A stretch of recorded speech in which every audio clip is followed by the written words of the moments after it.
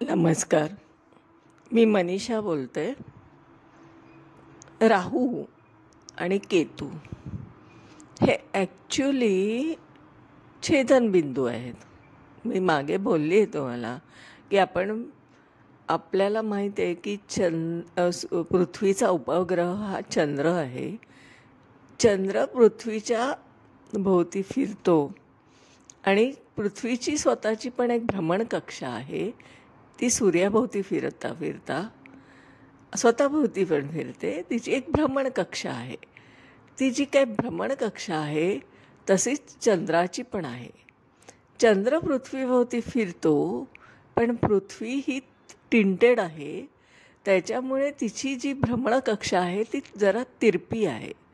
म्हणून होतं काय की चंद्र तिच्याभोवती फिरताना त्या दोन्ही भ्रमणकक्षा या कुठेतरी एकमेकांना छेदतात आणि म्हणून आपल्याला ते छेदनबिंदू जे आहे, जे उत्तर नॉड म्हणजे नॉर्थ नॉड ज्याला आपण म्हणतो त्याला राहू म्हणतो, आणि दक्षिणेचा म्हणजे साऊथ नॉड त्याला आपण केतू म्हणतो. बरं, आता मायथॉलॉजीप्रमाणे आपण असं शिकलो आहे की ते दोन बॉडी पार्ट आहेत. एक म्हणजे हेड पार्ट म्हणजे राहू आणि बॉडी पार्ट म्हणजे केतू. हे सगळं आपण थिअरीतून ऐकलं आहे, बघितलं आहे, बऱ्याच व्हिडिओमधून सांगण्यात आलं आहे, क्लासेसमधून शिकवण्यात आलं आहे किंवा वर्कशॉपमधून पण ऐकलं आहे.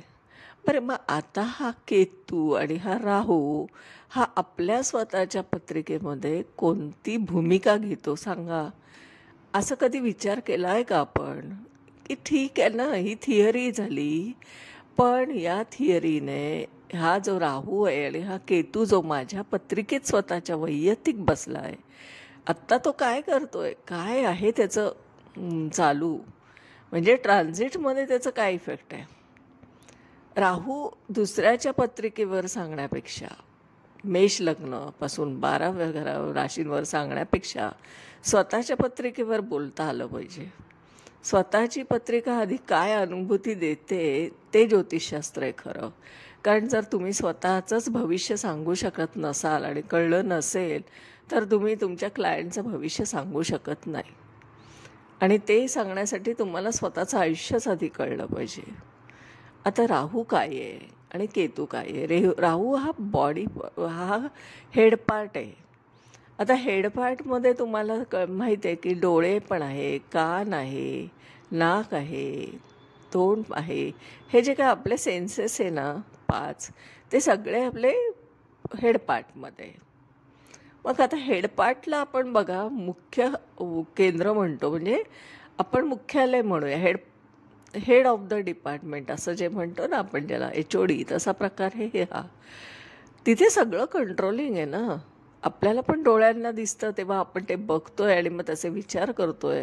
नाकाने आपण वास घेतोय, श्वास पण घेतोय, आपल्याला तोंडाने चव कळते, कानाने ऐकू येते. सगळं आपण हे पंचेंद्रियाचं घेऊन आपण सेन्सेस ओपन असतात आणि आपण ते सगळं इंटेक घेत असतो. हा झाला राहू. मग राहू काय आहे? तर राहू हा सगळे पंचेंद्रिय वापरतोय. मग त्याला काय होतं आहे की ते सगळं कळतं आहे, पण त्याच्याकडे बॉडी पार्ट नाही.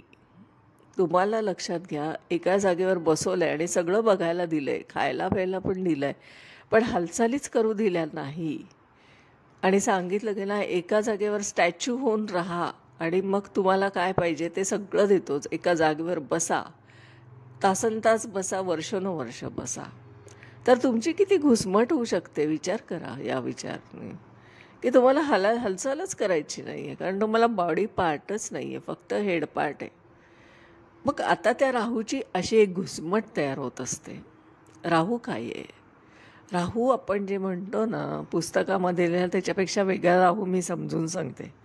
घुसमट होते आपली ना, एका जागेवर स्टॅच्यूसारखं बसणं आणि सगळं दिसत असून आपण काहीच न करू शकणं त्याच्यावर हालचाली, तर आपली ही एक प्रकारची सफोकेशन, घुसमट होणं सुरू होतं. सफोकेशन झालं की मग त्याची आपण एक म्हणतो ना, त्याची एक चिडचिड तयार होते आपल्या मनात की अरे काय हे असं आयुष्य आहे, काहीच मला करता येत नाही, सगळं दिसतंय पण मला काहीच करता येत नाही. हे जे काय मिळतं ना, हे राहू राहू काय होतो, घेतो सगळं. कारण की शेवटी मला हवं, मला हवं, मला हवं, हवं हवं हवं करत असतो. पण त्याच्याकडे बॉडी पार्ट नाही ॲक्शन घ्यायला. भले त्याला डोळ्याला दिसलं तरी तो तिथपर्यंत ते आहे, तिथपर्यंत त्या वस्तूला स्पर्श करायला त्याच्याकडे बॉडी पार्ट नाही. आणि बॉडी पार्ट नाही म्हटल्यावर तो स्टॅच्यूच होणार. मग होतं काय, हा जो राहू आहे ना, या या ज्या ठीक जे स्थान असतं ना, तिथे आपल्याला जरा ते जाणवतं बरं का. आणि मग केतूच काय, केतू बॉडी पार्ट आहे. बॉडी पार्ट आहे म्हणजे काय, की सगळे आहेत अहो. हात आहेत, पाय आहे, पोट आहे, आपल्या सगळ्या मानेच्या खालचा भाग आहे. पण आपल्याला विचार करायला काही नाही आहे, बाहेरचे सेन्सेसच नाही आहे. आयसोलेटेड होतो आपण. आयसोलेटेड होणं म्हणजे काय, की काहीच बाहेरून इंटेक नाही, तर इनरच प्रवास चालू आहे फक्त. कारण दिसतच नाही आहे, चव नाही आहे, ऐकायला येत नाही आहे. सगळ्या पंचेंद्रियाचं जे पार्ट आहे ते राहूकडे गेलेला डिपार्टमेंट. केतूकडे काय, फक्त बॉडी पार्ट. आता कमांडच नाही आहे तर बॉडीचा उपयोग काय. हालचाली करायच्या कशासाठी. हात आहेत पण माहितीच नाही की काय उचलायचं आहे. पाय आहेत पण माहितीच नाही कुठं जायचं आहे, दिशाही नाही सगळं हे. आणि मग अशी व्यक्ती ही इनर प्रवास करत असते, म्हणजे स्पिरिच्युअल पाथवेवर तुम्हाला जाताना दिसते. हे जे झाले 2 पार्ट, हे झाले माझी थिअरी. मी पुस्तकातली थिअरी सांगत नाही, ही माझी ॲक्च्युअल लाईफमधली थिअरी मी सांगते तुम्हाला. आता मी कसा विचार केला राहूचा आणि केतूचा. तर राहू हा आत्ता ट्रान्झिटमध्ये जो काय मीन राशीत आहे, ट्रान्झिट करतो आहे, तो माझ्या कुंडलीशी दशम स्थानाशी नातं लावतो आहे. दशम स्थान काय आहे, तर माझं कर्मस्थान आहे स्वतःचं. त्यात कर्मस्थानाशी त्याचं नातं लागलं आहे आज ट्रान्झिटमधून. मग तो काय आहे, तर तो सोशल मीडिया आहे, तो ॲब्रॉड आहे, तो सगळ्या बाजूने आउटसोर्सिंग करणारा आहे. मग सोशल मीडिया आहे आणि तो ॲब्रॉड पण आहे, सगळ्या पद्धतीने कर्म चालू आहे. म्हणजे माझं कर्मस्थान ॲक्टिवेट आहे. म्हणजे माझ्या दशमस्थानावर आत्ता सध्या ॲक्टिवेशन चालू आहे ते राहूचं चालू आहे. म्हणून तुम्हाला काय दिसते मी, की सोशल मीडियामार्फत मी आपल्याशी संवाद करताना दिसते. माझं ॲब्रॉड रिलेटेड क्लायंट बेस आहे. माझं कन्सल्टिंग आउट ऑफ इंडिया चालू आहे. फेसबुकवरून मी, सोशल मीडियावरून मी सगळ्या ॲब्रॉड देशाबाहेरच्या ज्या कंट्रीजमधली जी काय ॲस्ट्रॉलॉजर जी इंटरेस्टेड असतात त्यांच्याशी कनेक्ट आहे. त्याला फॉलोअर्स आहेत आणि ते सगळं चालू आहे. ते का तर राहू आहे तिथे. राहू कुठे, तर दशमस्थानाशी नातं लावतो आहे. माझ्या कुंडलीत दशमस्थानाशी त्याचं लागलेलं नात्याचे हे परिणाम आहेत. मग राहूला दृष्टी आहे ना, कारण राहूकडे डोळे आहेत म्हणजे दृष्टी असणार आहे. मग त्या राहूला दृष्टी आहे म्हणजे त्याची दुसरी दृष्टी ही लाभस्थानावर आली, म्हणजे लाभ तर होतो आहे. मग त्याला लाभातून काय होतं आहे, का नुसती प्रसिद्धी मिळते आहे का मला, तर नाही. त्याची पंचम दृष्टी ही द्वितीय स्थानावर पडते, म्हणजे धनस्थानावर पडते, म्हणजे त्याच्यातून मला अर्निंग पण होतं आहे. 7वी दृष्टी त्याची चतुर्थ स्थानावर पडते, त्याच्यामुळे मी घरातूनच सोशल मीडियाच्या मार्फत आपल्या सगळ्यांशी संवाद करते. मी फॉरेन रिलेटेड जे काय क्लायंट आहे त्यांच्याशी संवाद करते, फक्त सोशल मीडिया मिळतं आहे. मी कुठेही जात नाही, माझं कुठे शॉप नाही, मी काही नाही. मी घरातून हे सगळं माझ्या स्वतःच्या राहत्या घरातून आपल्या सगळ्यांशी संवाद करते. हा झाला सोशल मीडिया चतुर्थ स्थानाशी संबंधित. आणि 6ष्ठ स्थानाशी लागला आहे त्याचं नवम दृष्टीने संबंध. मग नवम स्थानाशी 6ष्ठ स्थानाशी त्याचा रिलेशन आहे. याचा अर्थ की तो माझे जे कॉम्पिटिटर आहे ना, माझ्या ॲस्ट्रॉलॉजीच्या फील्डमधले जे कॉम्पिटिटर आहे, माझे प्रतिस्पर्धी आहेत, त्यांच्या बाबतीत तो ओव्हरपॉवर होतो आहे असा त्याचा अर्थ आहे. म्हणजे मी कॉम्पिट करते, मी कॉम्पिटिशनमध्ये माझी जीत होते असा त्याचा इंडिकेशन आहे. असा तो राहू माझ्या दशमस्थानातून मला फलित करत आहे. हे माझं झालं स्वतःचं वैयक्तिक हे ॲस्ट्रॉलॉजीच्या ॲस्पेक्टमधून प्रिडिक्शन. स्वतःच्या पत्रिकेत राहू काय काम करतो आहे, मग केतू काय काम करतो आहे? राहू आणि केतू 180 डिग्रीवर आहेत. म्हणजे केतू माझ्या चतुर्थ स्थानात आहे. चतुर्थ स्थानात त्याने केतूने जेव्हा घेतला आहे तेव्हा तो तिथे बॉडी पार्टच आहे माझा फक्त. म्हणजे माझ्या सगळ्या हालचाली ज्या आहेत त्या बॉडी पार्टमधून ज्या होत आहेत, पण त्याला कुठेही कमांड मिळत नाही आहे शरीराला. कारण की आपला मेंदू जेव्हा कमांड देतो त्यावेळेस आपण हालचाली करत असतो. आपल्या मेंदूमध्ये जे सेन्सेस असतात त्याप्रमाणे आपली बॉडी आपल्या ॲक्शन्स घेत असते. बॉडी पार्ट फक्त असल्यामुळे अस्तित्वात तो माझ्या चतुर्थ स्थानाशी नातं लावतो आहे. त्याला दृष्टी असण्याचा प्रश्न येतो आहे का? तर त्याला डोळेच नाही आहेत, तर दृष्टी येणार कुठून? त्याच्यामुळे त्याला दृष्टी कन्सिडर करता येणार नाही. हे सगळी नवीन ज्योतिषशास्त्रातली नवीन थिअरी आहे बरं का. ही माझी स्वतःची क्रिएट केलेली थिअरी आहे, ज्याला मी व्हिज्युअल स्टडी मेथड म्हणते. तुम्हाला डोळ्याला दिसलं पाहिजे अशी स्टडी मेथड आहे ही. मी पुस्तकातलं कुठलेही वाक्य शिकवत नाही. माझे स्वतःचे रिसर्च जे मी 17 वर्षापासून 17 वर्षापासून मी जो अभ्यास करते ज्योतिषशास्त्र, अनेक पुस्तकांचा, आणि स्वतःचे मतं बनवली, आणि मी ज्योतिषशास्त्र 180 डिग्री बदलवलं आहे. कारण माझं रिअल ज्योतिष आहे. ज्योतिष आपल्याला दिसलं पाहिजे, अनुभवास आलं पाहिजे, तरच त्याला आपण म्हणूया. वेग बोलायचं नाही. हा माझा रिसर्च आहे आणि 17 वर्षाचा रिसर्च आहे. त्याच्यावर मी बोलते. केतू माझा जो आहे तो चतुर्थ स्थानाशी नातं लावतो ट्रान्झिटमधला, कारण तो आहे मीन राशीतून जातो. जर तो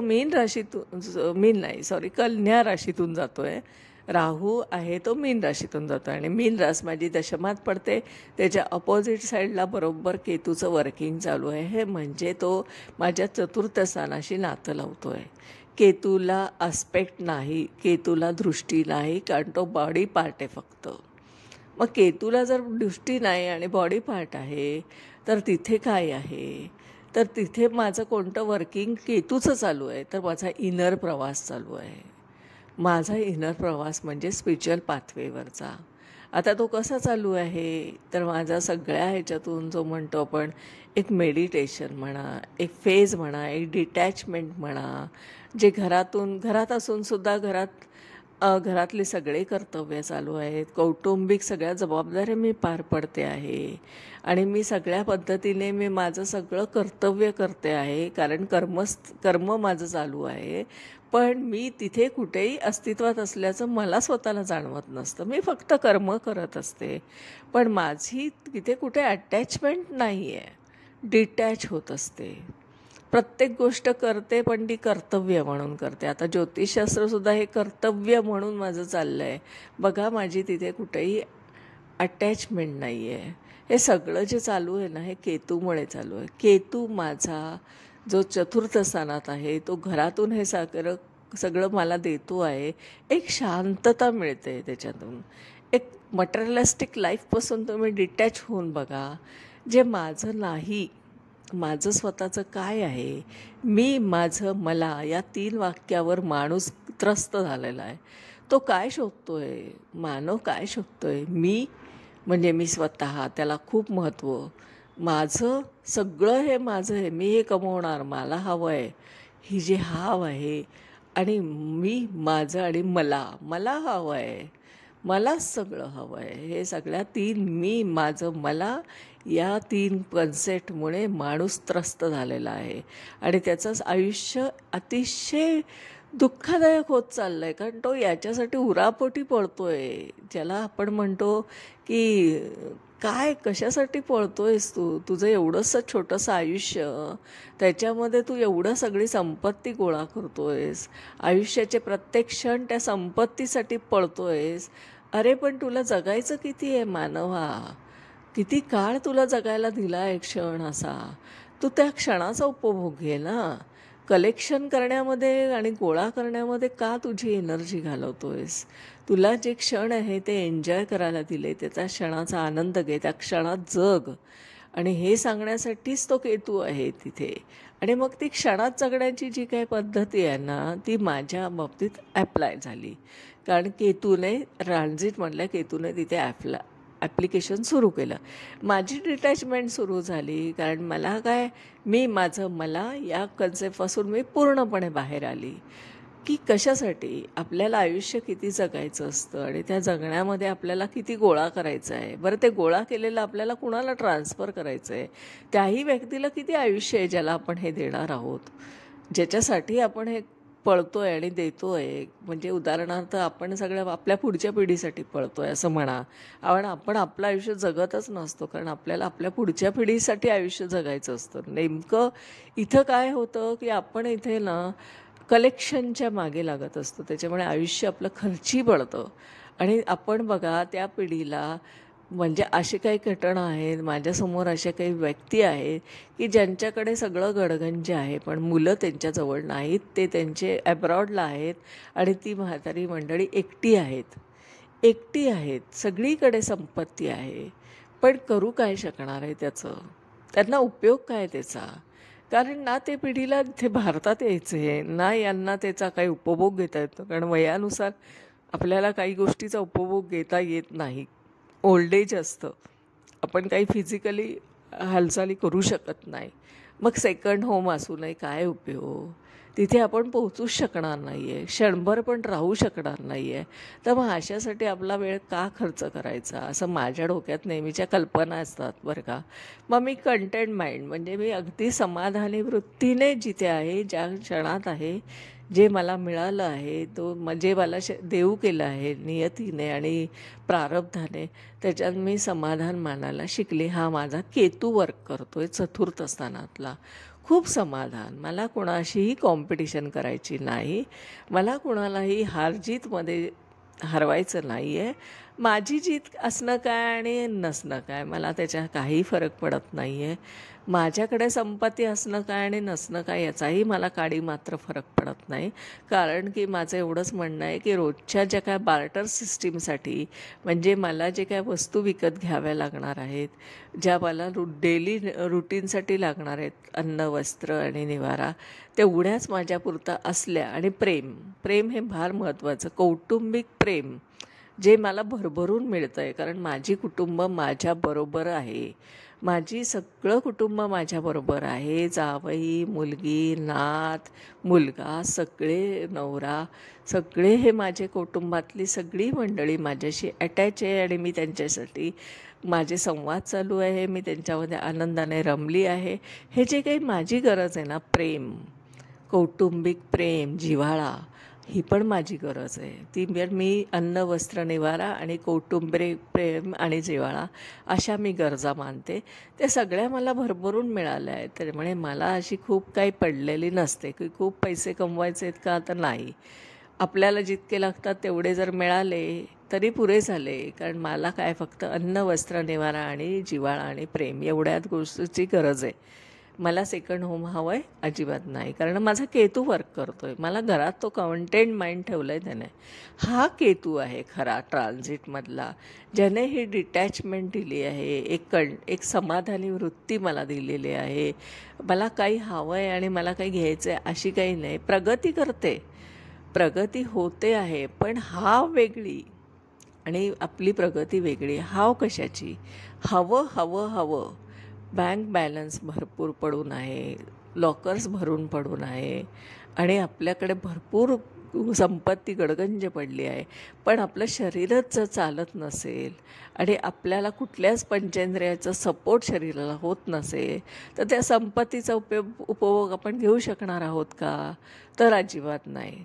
व त्यापेक्षा आपली शरीर संपदा, म्हणजे आपली हेल्थ इज अ वेल्थ असं जे म्हणतो, ती हेल्थ आपण जास्त मेंटेन केली पाहिजे. कारण आपली जर हेल्थ नसेल, आपलं जर शारीरिक आपलं जर फिटनेस नसेल, तर आपण कुठल्याच गोष्टीचा उपभोग आपण घेऊ शकत नाही. ही रियालिटी आहे.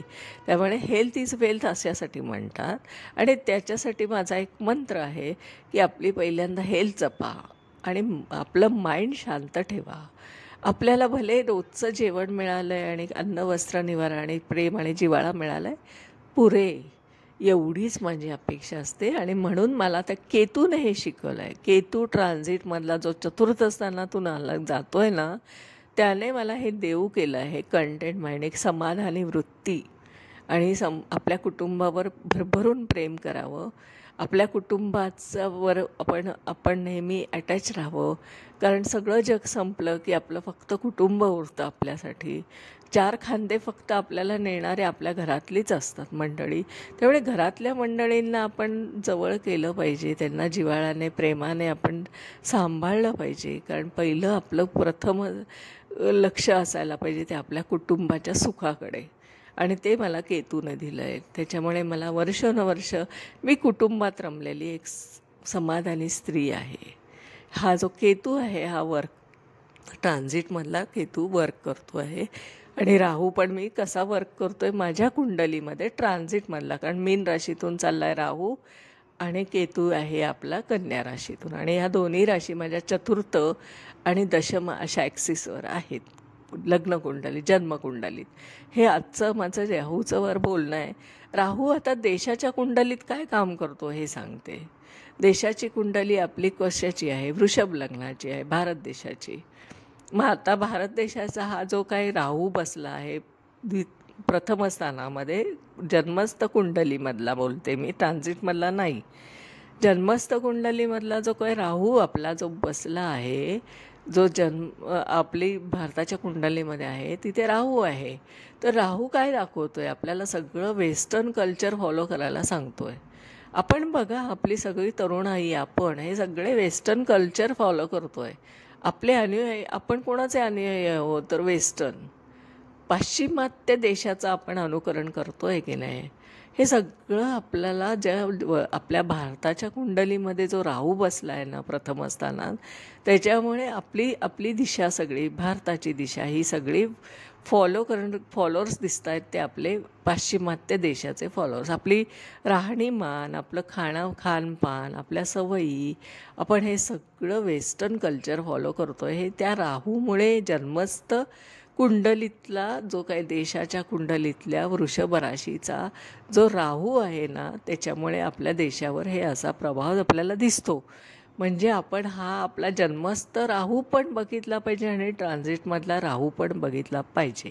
आता जन्मस्थ राहूवर मी बोलणार आहे. माझ्या कुंडलीतला जन्मस्थ राहू कोणत्या ॲक्सिसवर काय काम करतो आहे. आत्ता मी ट्रान्झिटचा राहू बोलली आहे.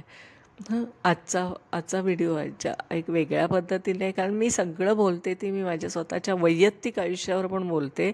कारण मी जर ते अनुभव तुम्हाला सांगितले नाहीत तर तुम्हाला ते पटणार नाहीत. आणि आपण आता हे सगळं बघतो आहे. आजच्या विषयावर आपण राहू केतूवर बोललो आहोत. उद्या नवीन विषयावर मी घेऊन बोलेल की जर वेगळे काही विषय असतात जे काही मला आउट ऑफ बॉक्स थिंकिंगमधून आलेले आहेत. मी वेगळा विचार करत होते ज्योतिषशास्त्राबद्दलचा, तो मी तुम्हाला नेहमी सांगत आली आहे, रोजच्या व्हिडिओमध्ये मी बोलत आली आहे. असंच आपण संवाद करत राहूया. मी कोण आहे ते सांगते. मी आहे सौ मनीषा प्रदीप चव्हाण. आदित्य गार्डन सिटी, वालजे, पुणे येथे मी राहते. माझा मोबाईल नंबर आहे 9763787646. माझे ज्योतिषशास्त्राचे प्रायव्हेट एका व्यक्तीला शिकवते असे प्रायव्हेट माझे क्लासेस आहेत, वैयक्तिक ज्योतिषशास्त्राचे ऑनलाईन. आपण त्याच्यासाठी संपर्क करू शकता, माहिती घेऊ शकता. मी जन्मकुंडल्यांवरच अभ्यास शिकवते. मी पुस्तकाच्या कुंडल्या घेऊन अभ्यास शिकवत नाही. हे माझ्या क्लासचं वैशिष्ट्य आहे. तुमच्या जन्मकुंडलीवर मी ज्योतिषशास्त्र शिकवत असते. त्याच्यासाठी आपण संपर्क करू शकता. कन्सल्टिंगसाठी पण आपण संपर्क करू शकता. तुमच्या आयुष्यात काही प्रश्न असतील, काही डिसिजन घ्यायचे असतील आणि घेऊ का नको असंही प्रश्न पडला असेल तर आपण त्यासाठी पण कन्सल्ट करू शकता. प्रश्नच नाही आहेत, नुसती जनरल आयुष्य चालू आहे, पण मला जाणून घ्यायचं आहे माझं आयुष्य कसं चाललं आहे, होणार आहे किंवा काय आहे, उत्सुकता असेल तर याच्यासाठी तुम्ही संपर्क करू शकता माझ्याशी. आणि किंवा तुमच्या आयुष्यात प्रश्न आहेत तरीही त्याच्यावर आपण बोलूयात. हे सगळ्या पद्धतीने असं माझं ज्योतिष मार्गदर्शन, जन्मकुंडली विश्लेषण करून ज्योतिष मार्गदर्शन मी करते. आणि त्याच्यावरून आपण बोलत असतो, संवाद साधत असतो. आणि प्रॅक्टिकल ॲप्रोच आणि रॅशनल थिंकिंगने मी हे सगळे प्रश्न सोडवत असते. कारण मी तुम्हाला सांगितलं आहे की माझं जे काय सगळं आहे ते सगळं आउट ऑफ बॉक्स थिंकिंग आहे. आणि पुस्तकाच्या पुस्तकात अडकलेलं, थिअरीत अडकलेलं ज्योतिषशास्त्र बाहेर काढणं ही माझी गरज आहे, काळाची गरज आहे. आणि ती मी स्वतः हा लीड घेऊन करते. त्याच्यामुळे मी ॲज अ कन्सल्टिंग म्हणे वेगळ्या पद्धतीने असतं ते आपण अनुभवू शकता. तर माझ्याशी आपण संवाद करू शकता. आजच्या दिवसात इथेच थांबते. धन्यवाद.